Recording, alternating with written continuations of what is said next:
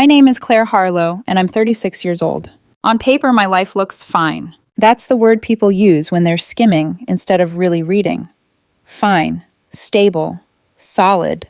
The kind of life where your bills are on auto pay, your investments rebalance themselves in the background, and your dishwasher hums every night at exactly 10:15 p.m. because off-peak rates save a little money every month. I work in tech, nothing glamorous, just back-end systems for a mid-sized company. I live in a well-kept two-bedroom apartment with my boyfriend, Jason Crow. We've been together for 3 years, living together for a year and a half. He's 36 too, works in real estate, has a portfolio of polished Instagram photos, a rotating collection of blazers, and a mother who texts both of us motivational quotes she finds on Facebook. On paper, we're fine. We split the bills fairly. We both make decent money. We live comfortably. We have a joint Costco membership and a shared digital calendar. I am the one who tracks our savings, our emergency fund, the slow but steady climb of my retirement accounts. Jason is the one who knows which restaurant just opened downtown and which rooftop bar everyone is going to. From the outside, I'm sure we look like a couple heading toward marriage. A safe bet. The problem didn't start with anything big. It rarely does. It started with clothes. You should get nicer shoes, Jason said one Saturday morning as I slipped on my black flats, the same pair I'd had for 3 years. They were clean, simple, comfortable. I was heading to brunch with his friends. "What's wrong with these?" I asked. "Nothing," he said, in that tone that means there's definitely something. "They're just basic. You're a senior engineer now. You should look the part." I laughed it off. He worked in real estate where appearances mattered more, so I figured this was his version of being helpful. A little shallow, sure, but not malicious. But the comments didn't stop. They escalated. "That shirt is kind of worn out. Maybe invest in a better blazer. You know, a structured handbag would really elevate your look. Do you ever think about getting a watch? Like a nice one? People notice details." At first, I treated it like background noise, the way you ignore a dripping faucet because you can still live with it. But drips, over time, add up. We went to one of his company's networking events about 4 months ago. Jason called it a casual mixer, so I wore dark jeans, a silky blouse, a blazer, and ankle boots. My hair was neat, makeup minimal but present. It was the kind of outfit I'd wear to a casual client meeting. Nothing flashy, nothing sloppy. We walked in and the room was full of real estate people. High heels, sharp suits, tailored dresses, you just know came with dry clean only tags and 3-digit price points.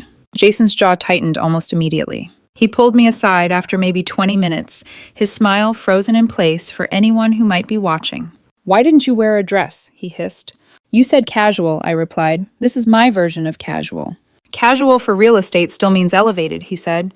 "Look around. Everyone else got the memo." I did look. It was true that some women were in sheath dresses and sky-high heels, but others wore outfits similar to mine. I wasn't the only one in jeans and a blazer. "I'm not the only one dressed like this," I pointed out. "You're with me," he said quietly. "People are judging me based on how you present yourself." That stung. "So I'm embarrassing you." "I didn't say that. I'm just saying you could put in more effort." We left early. In the car, the silence between us was louder than the traffic. When we got home, Jason went straight to bed without saying goodnight. I sat in the living room with the TV off, staring at my reflection in the dark screen, wondering when making an effort stopped being enough and started being a moving target. After that night, the comparisons started. Not just vague comments about looking the part anymore, specific comparisons to specific people. The main one was his friend's husband. I'll call him Gavin Beckett, or, in Jason's private mythology, Mr. Success. Gavin was the husband of Jason's college friend Lila, a woman who treated Instagram like a part-time job. They were the couple always framed in perfect lighting. Tuxedos and gowns, black and white photos in luxury hotel lobbies, champagne flutes held just so. "Look at this," Jason would say, shoving his phone toward me while we were drinking coffee on Saturday mornings. They went to that new place downtown. I'd glance at the picture. Lila in a fitted black dress, Gavin in a razor-sharp suit, watch glinting under the restaurant lights. "That's nice," I'd say. "Don't you want to go places like that?" Jason asked. "Sure," I answered. "We can go if you want." "It's not just about going," he said, already scrolling to the next image. "It's about being the kind of people who belong in places like that." A thin thread of irritation tugged at the back of my mind. What does that even mean? "It means looking the part," he said, "dressing appropriately, making an impression." I'm successful in my own way, Jason, I said. I make good money. I'm stable. I contribute equally. I'm the one making sure we're not one emergency away from disaster. He waved that off, eyes still on his phone. It's not about the money. It's about how you present yourself. But it was about the money, or at least about the appearance of having it. Jason started sending me links to designer handbags, minimalist high-end heels, watches that cost more than my first car. You know how much a good watch costs? I asked one night as we sat at the table, his laptop open to some luxury site. $5, $10, $15,000 for something that tells time worse than my phone. It's not about telling time, he said patiently, as if speaking to a child. It's about signaling that you've made it. I have made it, I said. I have savings, no debt, investments. Why do I need to signal anything to anyone? He looked at me like I was missing something obvious. Because that's how the world works, Claire. People respect what they can see. I thought about that conversation a lot in the weeks that followed. The idea that respect was something you could buy, that success was measured by visible labels instead of actual security. It bothered me in a way I couldn't quite shake. The final straw came on a Tuesday. We were getting ready for dinner with Gavin and Lila. Same friends, same upscale restaurant. This time, Jason had been hinting all week that it was important we make a good impression. I came out of the bedroom in tailored khaki trousers, a cream blouse, and a navy blazer. Clean lines, polished without being flashy. My hair was smoothed back, makeup a touch more dramatic than usual. I looked like myself, upgraded. Jason looked up from his phone and sighed. Really? He asked. That's what you're wearing? My stomach dropped. What's wrong with it? Nothing, he said, his mouth flattening. If you're going to a parent-teacher conference, we're having dinner with successful people, Claire. These are your friends from college, I said slowly. Not investors, not clients. He grabbed his wallet and keys. Why can't you dress like my friend's husband? He snapped. Gavin actually looked successful. Something in me shifted. It wasn't anger exactly. Anger is hot, explosive. This was colder, clearer, like a lens snapping into focus. Makes sense, I said. Jason blinked, thrown off by my calm. What? You're right, I said evenly. I should match his energy, all of it. A slow smile spread across his face. Finally, thank you. We drove to the restaurant in silence. Jason's reflection in the window kept flickering in the corner of my eye. Perfectly trimmed beard, pressed shirt, the new watch he'd financed, because you have to spend money to make money. He kept glancing at me with this small, satisfied smile, like he'd won something. Dinner was exactly what you'd expect. Soft lighting, heavy cutlery, a wine list longer than some novels. Lila and Gavin swept in 10 minutes late, smelling like perfume and aftershave and money. Gavin was in a dark suit that fit him like it had been tailored by someone who charged by the hour. His watch caught the light every time he lifted his hand. His shoes were so polished they looked almost wet. I watched the way he and Lila interacted. She deferred to him on everything, what wine to order, which appetizers to get, even what she should have for her main course. The scallops look good, she said, scanning the menu. The steak is better here, Gavin said without looking up. More impressive. She smiled. Okay, I'll get the steak then. It was subtle, but the dynamic was there, a constant performance of their relationship for an invisible audience. At one point, I found myself alone with Gavin at the bar while Jason and Lila argued good-naturedly over dessert. Can I ask you something personal? I said. Gavin grinned, clearly pleased. Sure, shoot. How do you and Lila handle finances? I asked. His eyes lit up. Men like Gavin love that question. We have a prenup, he said. Actually, more than that. We have a full financial agreement that governs everything. Her spending, my accounts, separate property, all of it. My attorney set it up before we got married.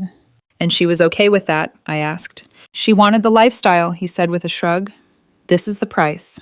Works out great. I maintain control of my assets. She gets to enjoy the benefits. Everyone wins. What kind of specifics are in it? I asked, even though part of me already knew I wasn't going to like the answer. Everything, he said, warming to the topic. She has a monthly allowance for personal expenses.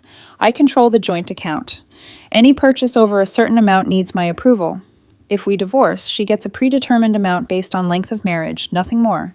It protects what I've built. She signed that willingly? I pressed. She signed because she wanted the ring, the wedding, the lifestyle, he said. You give women what they want, they'll agree to almost anything. The casual misogyny hit me like a cold draft. This was the man Jason wanted me to emulate. This was the relationship Jason held up as a blueprint. I thanked Gavin for his honesty and went back to the table. Jason was glowing, absolutely in his element.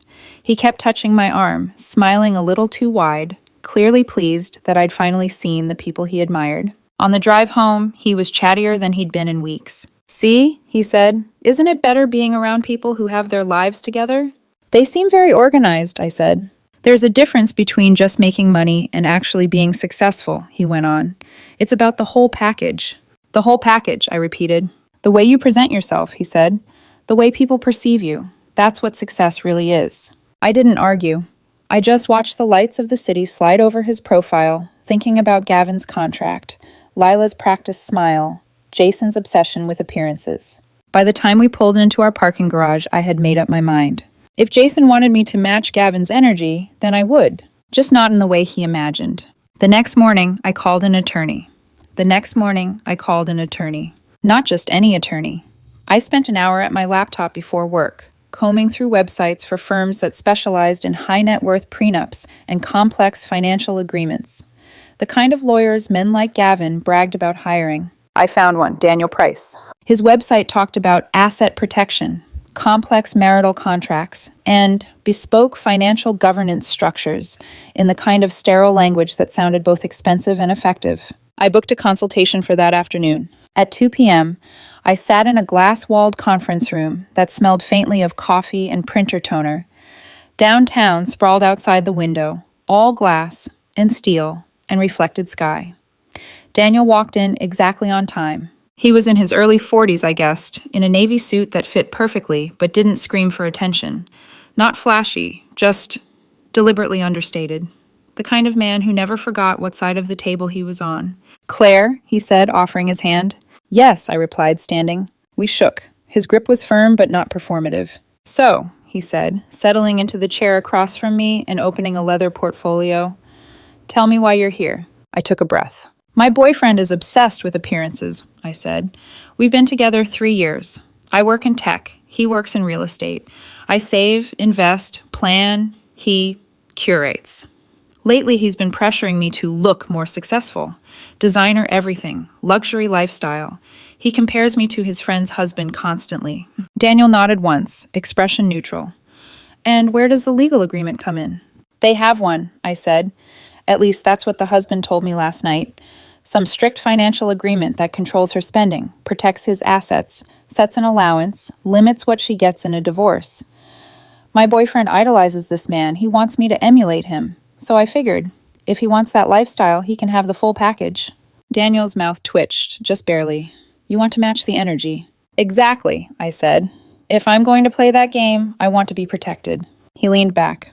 "What are your assets, roughly?" I listed them. My savings, retirement accounts, a modest but healthy investment portfolio, no debt. I watched his eyebrows rise a fraction. "You've done well," he said. "I'm careful," I answered, "and I'd like to stay that way." "Smart," he replied.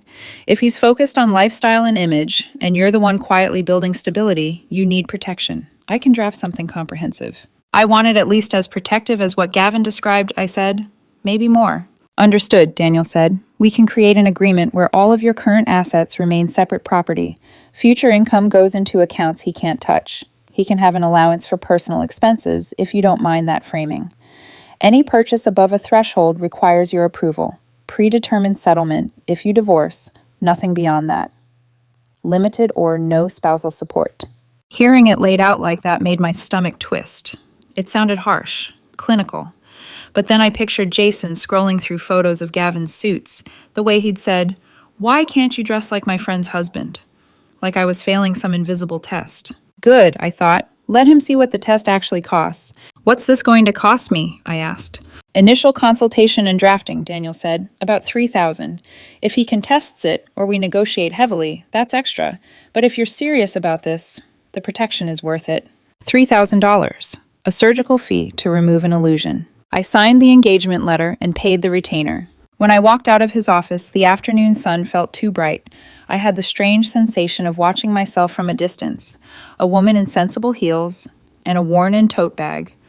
who had just commissioned a document designed to turn her relationship into a ledger. Over the next 2 days, Daniel sent me drafts. The agreement was thorough. Every page was another reminder that this wasn't just about clothes, it was about power. All of my current assets were listed explicitly as separate property. Any future income I earned went into accounts solely under my control. Jason would have access only to a designated joint account I could monitor and cap. There was a monthly allowance line item, a generous figure for his personal expenses, gym, grooming, shopping, framed as a kindness, but very clearly a limit. Any purchase over a certain amount, vacations, furniture, a car, required both our signatures. If we divorced, he'd receive a predetermined settlement based on the length of the marriage. No claim on my pre-existing assets. No open-ended alimony unless we stayed married for over a decade. There was even a clause about gifts. Anything you purchase for him remains your property unless explicitly transferred, Daniel explained over the phone. And the engagement ring, should you buy one for him or vice versa, would be a conditional gift, returnable if the engagement ends. I stared at the language on my laptop screen. This seems harsh, I said. This, Daniel answered, is what successful people with assets do. You wanted to mirror the arrangement your boyfriend idolizes. This is that, refined. Feels like I'm handing him a collar and a leash, I muttered. No one is forcing him to sign, Daniel said. That's the point. Agreements like this are only valid if both parties consent. If he's truly as in love with the lifestyle as you describe, he may be willing to sign anything to secure it. And if he refuses, I asked? Then you don't get married, Daniel said simply. Better to know that now. His practicality was both comforting and unnerving. By Friday, the documents were finalized. I can come to your apartment, Daniel suggested. Present the agreement, answer his questions. It's often cleaner with counsel present. Do it, I said, surprising myself with how steady my voice sounded. I told Jason we had an important meeting about our future after work. He lit up. Finally, he said. I was starting to think you were allergic to the word engagement. He came home that evening in a crisp shirt and his nicest blazer, hair styled just so. He'd even put on the watch he couldn't really afford. You look nice, I said, and it struck me how genuine I sounded. There was no resentment in the words, just a calm kind of sorrow. I did love him, in my way. I just loved myself more now. So what's the big talk? He asked, glancing at the table I'd cleared off. You finally want to go over ring styles? Venues? Please say you're not going to make a spreadsheet. Sit down, I said. I invited someone. His eyebrows jumped. Your parents? There was a knock on the door. Not exactly, I murmured. I opened the door. Daniel stood there with his portfolio and a neutral expression. Good evening, Ms. Harlow, he said. Mr. Crow. Jason blinked. Who's this? Daniel Price, Daniel said, stepping inside. I'm an attorney. I've prepared a comprehensive financial agreement for you both to review before marriage. For a second, Jason's face lit up. Attorney, marriage, agreement. It sounded official. It sounded like the kind of step grown-up, successful couples take. Then Daniel opened his folder, and Jason saw the thickness of the stack of papers. His smile faltered. Wait, what? This is me matching the energy you wanted, I said quietly, taking my seat at the table. You kept telling me to be more like Gavin. This is what being like Gavin looks like behind the scenes. Jason sat opposite me, eyes flicking between my face and Daniel's. I don't understand, he said. I thought we were talking about, planning. We are, I said. We're planning what our future would actually look like. Legally, financially. You wanted the lifestyle. This is the price. Daniel slid the top document toward him. This agreement outlines how assets, income, and expenses will be handled during your marriage and in the event of a divorce, he said in a calm, practiced tone. It's standard for individuals who wish to protect what they've built while still offering their partner a comfortable lifestyle. Jason stared at the first page, then flipped to the second, the third. I watched his eyes move over phrases I already knew by heart. Separate property, allowance, joint account control, predetermined settlement. His jaw tensed. This says I don't have access to your accounts, he said slowly. Correct, Daniel replied. And I get a monthly allowance? Jason's voice rose on the last word. Yes, Daniel said. A generous one, based on Ms. Harlow's current income and her projections. And any big purchase needs her approval, Jason went on. Like I'm some teenager with a debit card? Any purchase over a certain amount requires dual consent, Daniel corrected calmly. It's to protect major assets and prevent impulsive decisions that could jeopardize Ms. Harlow's financial stability. Jason looked at me like he'd never seen me before. Are you serious with this? He demanded. I am, I said. This is insane, Claire. I can't access your accounts. I get an allowance. You control everything. His voice cracked. What, you don't trust me? I swallowed, feeling the weight of the moment press down on my ribs. You don't respect me, I answered. You've spent months telling me I'm not good enough as I am, that I don't look successful enough, that I'm embarrassing you. You compared me to Gavin like he was some ideal. This is what that ideal looks like, Jason. Contracts, control, conditions. This isn't romantic, he shot back. This isn't partnership. Neither is constantly criticizing my clothes and comparing me to other people, I said quietly. Neither is demanding I spend money we've been saving so you can feel like you're in a magazine spread. He turned desperately to Daniel. And if I don't sign this? He asked. Then you don't get married, Daniel said, voice like a clean incision. That's how these agreements work. Both parties must agree voluntarily. Jason looked back at me. You're seriously saying you won't marry me unless I sign this? He asked. Unless I agree to be managed like some employee on a budget? I'm saying that if you want me to adopt the appearance and lifestyle you've been pushing for, this comes with it, I said. You can't have one without the other. You wanted me to be like Gavin. This is what that actually means. The silence that followed felt like a chasm. The way Jason looked at me then, I'll never forget it. It was a mix of shock, hurt, and something like fear, like he had finally run into a boundary he couldn't charm his way past. I need time to think, he said finally, pushing the papers away like they were radioactive. Take all the time you need, I replied. The agreement stands. He stood abruptly, chair scraping. I'm staying at a friend's tonight, he announced. Lila and Gavin? I asked. He hesitated, then lifted his chin. Yeah, maybe they can help me figure out what the hell you're doing. I hope they do, I said. I hope you hear exactly what their arrangement is really like. He grabbed his overnight bag from the hall closet, he always kept one ready for spontaneous trips, and walked out, the door catching on the frame for a moment before slamming shut. The sound echoed through the apartment. Daniel started gathering his papers calmly, slipping them back into his folder. That went about as expected, he said. Expected? I repeated, sinking back into my chair. Most people don't actually want the reality of what they think they want, he said. They want the highlight reel. The agreement showed him the behind the scenes. Very few people enjoy that view. Do you think he'll sign? I asked. Daniel studied me for a moment, then shook his head. Not a chance.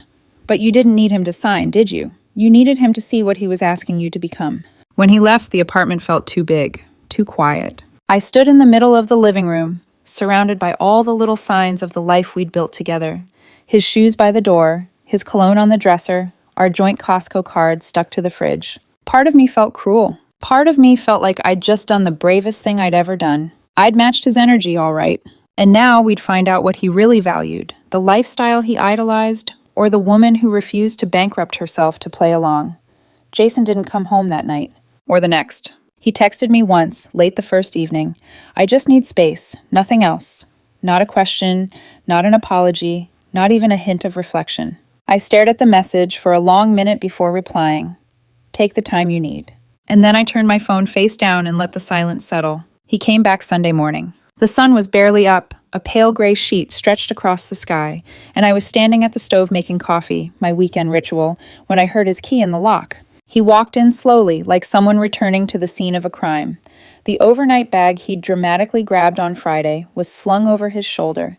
His hair was a mess, jaw unshaved. He looked tired. Hey, he said. Hi. I slid a mug across the counter toward him. Coffee? He accepted it, but didn't drink. He stared at the rising steam instead. I talked to Lila, he said. Of course he did. And? I asked. And she said Gavin's agreement isn't that strict. She said yours is, her words, borderline insane. I almost laughed, but I didn't. I'm not Gavin, I said. This is mine, built for my assets, my boundaries. He took a long breath. Claire, we've been together for 3 years. We live together. We share everything. And suddenly you spring a legal trap on me? It's not a trap, I said calmly. It's transparency. No, he shook his head. It's control. I sipped my coffee. And what do you call months of telling me how to dress so I'm a more polished accessory for you? That's not fair, he snapped. I was just trying to help you improve. I set my cup down carefully. Jason, I don't need improvement. I need respect. And the agreement makes it clear that if you want the appearance of success, you accept the reality of it too. He rubbed his face, looking suddenly exhausted. I just don't understand how you could do this, he muttered. Make something so cold, so transactional. Jason, I said softly, you wanted a transactional life. You wanted the trappings of status. You wanted me to perform success the way Lila performs a curated marriage. This, I tapped the stack of papers on the table, is what that performance costs. He didn't respond. For a long moment, the only sound in the room was the quiet tick of the wall clock. Finally, he whispered, I don't think I can sign it. I nodded. Then we don't get married. His eyes snapped up, shocked. That's it? That's your ultimatum? You gave me ultimatums for months, I said. Dress better, look wealthier, be more like Gavin. Well, this is me showing you what that looks like. He stood abruptly, pacing the kitchen. I need to think, he said again. This is too much. Then think, I replied, but the agreement stands. He didn't speak to me for the rest of the day. By evening, he had packed half his clothes and toiletries in silence. I helped him carry 2 boxes to the car because he kept dropping things and swearing under his breath. That's when he finally cracked. You're being unreasonable, he said, leaning on the trunk as he caught his breath. This isn't you, Claire. You're not like this. My throat tightened, but my voice stayed steady. It is me, I corrected. It's the me you kept trying to change. The me who finally decided that if you want a woman who fits an image, she's going to come with the same boundaries as the men you idolize. He didn't answer. He just stood there, staring at me as if he'd just met a stranger. Goodbye, Jason, I said. He got in the car and drove away without another word. The aftermath was quiet. Painfully so. The apartment felt hollow, echoing in ways it never had. His absence was tangible in the empty space on the coat rack, the half-cleared bathroom counter, the single toothbrush left behind like a punctuation mark. But beneath the ache, something else began to bloom. Relief. A gentle, subtle kind of freedom I hadn't realized I'd been craving. 2 days later, my phone rang. I froze when I saw the name. Gavin Beckett. Of all people, I answered cautiously. Hello? Claire, he said, surprisingly subdued. I heard about the agreement. From Jason? I asked. From Lila, he corrected. She was alarmed, said it was intense. A humorless smile tugged at my lips. It's based on what you told me. There was a long pause. Then he exhaled sharply. Yeah, about that. I may have exaggerated. My eyebrows shot up. Exaggerated? Look, Gavin said, voice low. I wanted to impress Jason. He looks up to me in this weird way, and I guess I leaned into it. We do have a prenup. Basic stuff, but the rest? Separate accounts, allowances, approval for purchases. That was embellished. I blinked. Why? Because I'm drowning, he admitted. In image, in expectations, in debt. That made me sit down. You're in debt? I asked. A lot, he said. The car, leased. The suits, financed. The lifestyle Lila puts online, mostly smoke and mirrors. We fight about money constantly. She wants more. I can't provide it without sinking further. He paused. I'm actually stressed all the time. Something inside me twisted. Not sympathy, exactly. More like recognition of how much damage appearances can do when they become the whole foundation. I'm sorry, I said quietly. Don't be, he replied. I did it to myself, and I shouldn't have made you think that was the standard. He hesitated. For what it's worth, he added, I respect what you did. Drawing a line like that? Most people wouldn't. When he hung up, I stared at my phone, stunned. The man Jason idolized was falling apart behind the curtains. The image had been a performance, and Jason had bought a front-row ticket. The next day, Lila called. Her voice was shaky. I owe you an apology, she said immediately. Gavin told me everything, about the debt, the lies, the pressure. I'm dealing with a lot right now. I kept my tone gentle. That must be hard. It is, she whispered. And I think I pushed Jason. I wanted him to have what I thought I had. I told him he and you should level up. I'm sorry. I didn't know it was hurting you. You didn't force anything, I said. Jason made his choices. Still, the call left me feeling hollow and oddly vindicated. 2 people had built illusions so convincing they fooled even themselves. On Wednesday morning, another message appeared. Can we talk? Really talk? Jason. I stared at it for 10 minutes before answering. Yes, 3 p.m. Coffee shop by the park. We sat across from each other at a small table, the smell of espresso and baked sugar between us. He looked smaller, his shoulders hunched, his eyes tired. I've been thinking, he began, fingers knotting together. About us, about everything. I nodded. Okay. You were right, he said. I treated you badly. I kept trying to make you into something you're not. I thought I was helping, but I was just insecure. His voice broke slightly. And that agreement was cruel, he added. It was meant to hurt me. It was meant to show you the reality of what you admired, I said softly, to protect me if I stepped into that world. You could have just told me, he murmured. I did, I said. 4 months. You didn't listen until there were consequences. He swallowed hard. So what now, he asked. Now, I said gently, we accept that we're not compatible. His face fell. You want someone who performs success, I said. Someone who mirrors the lifestyle you idolize. And I want someone who values substance over appearance. He reached for my hand, but I pulled back. Can we try again? He whispered. Start over? No, I said, because it did happen, and it showed us who we both are. He didn't argue. He just nodded, eyes shining, and whispered, I miss you. I stood. You miss the version of me you were trying to create, I said kindly, not the real me. I walked away before he could answer. When I reached home, the apartment was still quiet, still mine, still peaceful, and for the first time in months, that felt like freedom. 2 weeks passed. 2 quiet, strangely peaceful weeks. The kind of peace that doesn't feel triumphant or euphoric, just clean. Like the shock has worn off, the ache has softened, and now everything inside me is rearranging into a shape that makes sense again. Jason stayed gone. The apartment felt different without him. Lighter in some places, heavier in others. His absence echoed in the empty half of the closet, the reorganized bathroom drawers, the silence where his cologne used to cling to the air. But I also noticed something else. My shoulders weren't tense all the time. I took deeper breaths, fell asleep easier, drank my coffee slowly in the morning, without mentally bracing for some casual criticism about my shoes or hair or blouse. I hadn't realized how much of myself I'd been shrinking to avoid the next comment, the next comparison, the next reminder that I was, according to him, not quite enough. Now the space around me felt honest again, and I finally felt like I could breathe.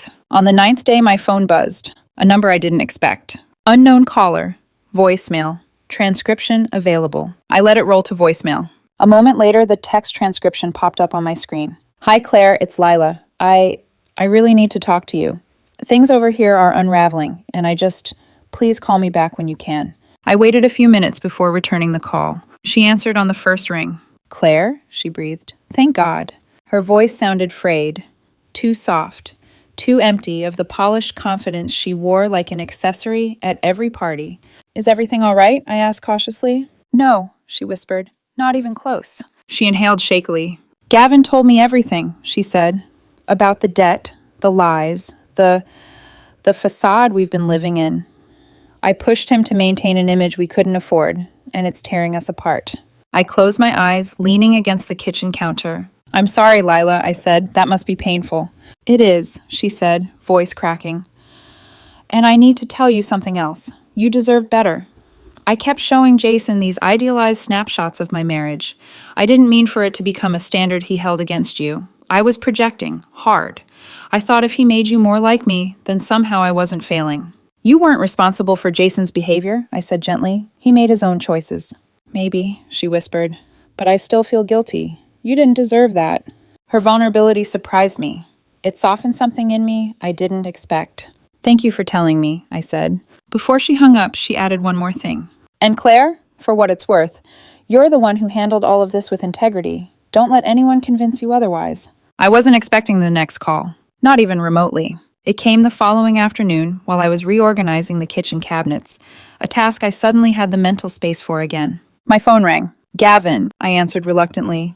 Hello? His voice sounded nothing like the polished, charismatic version I'd met over dinner. Claire, he said heavily, I wanted to thank you. For what? I asked, genuinely confused. For exposing the truth, he said quietly. You didn't mean to, but you did. When Lila saw that agreement, she started asking questions, real ones. A humorless chuckle escaped him. I had to admit everything, he said. The debt, the performance, the pressure. She deserved to know. I didn't speak. I just listened. I'm in therapy, he said. We both are. If we can save the marriage, we'll try. If we can't, at least it'll end honestly. He paused. I'm sorry, he added, for the role I played in pushing Jason to be someone he wasn't, and in hurting you through him. Thank you, I said softly. That means more than you know. Before hanging up, he said something that stuck with me. You drew a line. Most people don't. Most people let the illusion swallow them whole. I didn't respond to that, but I carried the words with me for the rest of the day. I didn't expect to hear from Jason again. So when he texted, "I know we talked, but can we please talk once more?" I stared at the message for a long minute. Eventually, I typed back, "One last time, tomorrow at the park bench, noon." He looked nervous when I arrived. He stood as I approached, hands stuffed into his jacket pockets, hair messy, eyes tired. "Thanks for coming," he said, voice small. "I said one last conversation," I replied, "so here I am." He sank onto the bench beside me, elbows on his knees. "I messed up," he said. No theatrics, no defensiveness, just plain, heavy truth. I thought I wanted this life, the image, the appearance, but everything that's happened, it made me see how badly I failed you. He swallowed, voice trembling. "I compared you to people I barely knew. I nitpicked. I made you feel like you weren't enough. That's on me." I let him continue. "I get now why you did the agreement," he said. "It wasn't to hurt me. It was to show me the reality behind everything I admired." I nodded. "Yes. And I hate that it took that to make me listen." There was a long pause. Then he whispered, "Can we try again? I want to do better. I want to be better." A soft ache tugged at my chest, but clarity tugged harder. No, Jason." His breath stuttered. "Why not?" "Because wanting to be better isn't the same as understanding who you were," I said. "And understanding consequences isn't the same as changing values." He closed his eyes. "I miss you," he said. "I miss who I thought you were," I replied. But we both know that version wasn't real. His shoulders shook once, almost imperceptibly. I stood. "We'll be okay," I said gently. "Just not together." He didn't follow me. He didn't argue. He didn't beg. He just sat there, staring at the ground, his entire posture collapsing inward. And I walked away. That night, my apartment felt different again. Still quiet, but no longer empty. It felt like mine. Completely, wholly, undeniably mine. Every corner, every drawer, every choice. The next morning, I woke up, made coffee, and watched the sunlight slide across the kitchen counter. I breathed in the warm smell and let it fill my chest. For the first time in a long time, I didn't feel like I was performing anything. I just felt like myself. Unapologetically, uncompromisingly. Myself. 2 weeks after everything ended, I met with Daniel for a final check-in. He slid the now irrelevant agreement back toward me across the polished table. "You should keep it," he said. "If nothing else, it's a good filter." "A filter?" I asked. He shrugged. "Any man who demands you change yourself to match his fantasy image should be willing to sign it." I couldn't help but laugh softly. "You're probably right. Not that you'll need it again," he added. "Just good to know where your lines are." And he was right. It wasn't about the document. Not really.